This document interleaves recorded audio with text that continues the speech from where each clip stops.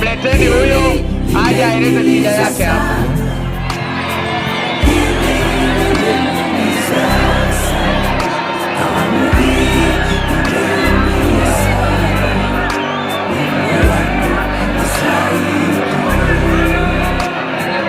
Haya, huyo mmoja aje basi. Naomba mumruhusu huyo mama, mumruhusu huyo mama. Haya mama, njoo. Mfungulieni huyo mama mfungulieni. Ungeniuliza singekubali, mpendwa wangu nimwache aende. Haya njoo mama, njoo. Kipenzi aende, Mungu hapana. Mpe maiki mama azungumze. Ile mipango panga imezima, kwako ni sawa ila nabaki peke yangu. Nitafanyaje nimeachwa peke yangu? Mungu hapana, si sawa.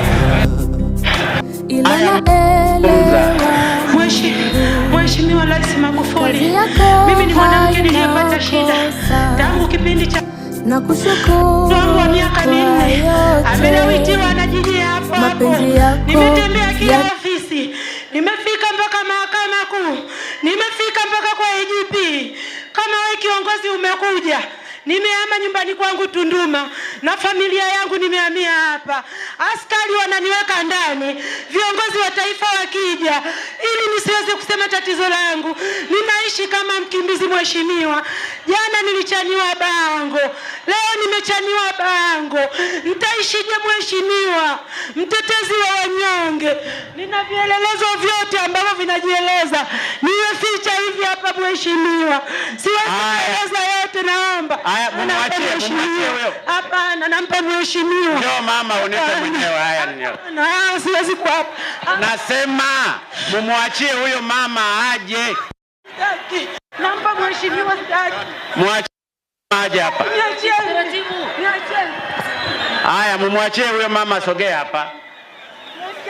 Mama sikiliza basi, na wewe nisikilize. Tulia kwanza mama. Hebu mwachieni kwanza atulie mama. Haya mama, nieleze sasa vizuri.